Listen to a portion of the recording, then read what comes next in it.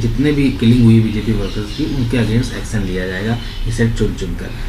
Says no democracy under TMC government. कैसे देखते हैं? सिर्फ बीजेपी के कार्यकर्ताओं पर जो हिंसा हुई उसके लिए, या टीएमसी के कार्यकर्ताओं नेताओं पर जो हमले हुए, इवन कल रात जो हुआ, इस तरह की सारी चीज़ें बंगाल को लेकर के हम सब चिंतित हैं।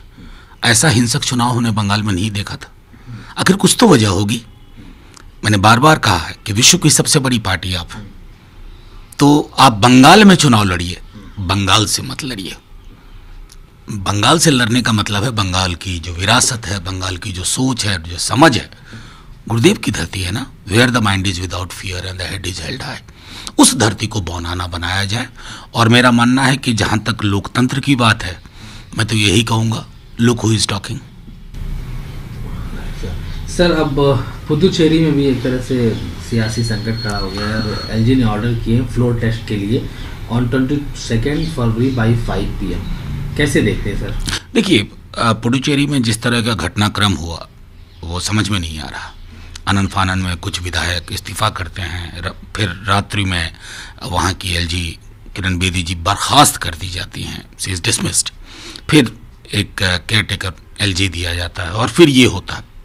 तो जाहिर तौर पर ये लोकतंत्र और भारतीय राजनीति के मौजूदा अध्याय का एक पन्ना है जिसको हम कई राज्यों में अलग अलग शक्ल में देख चुके हैं। देखें क्या होता है। सर, आज रेल रोको था जिस तरीके से किसानों ने किया था, तमाम तरह से सफल ही बताया। हालांकि रेलवे ने अलग तरीके से ट्वीट किया कि कुछ ज़्यादा।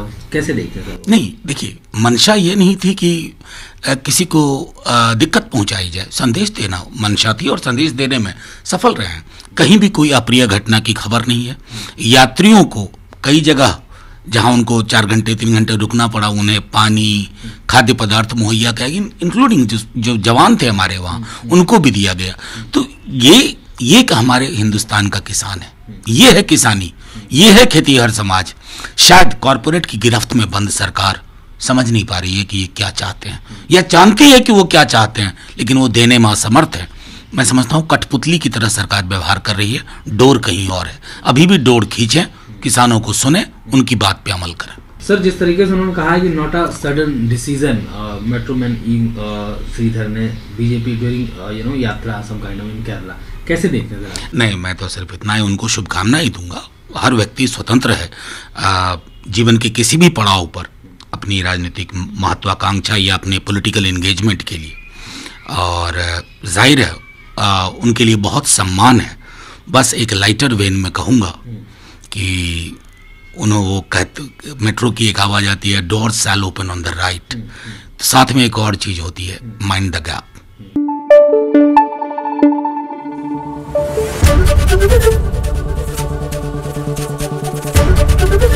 एबीपी न्यूज आपको रखे आगे।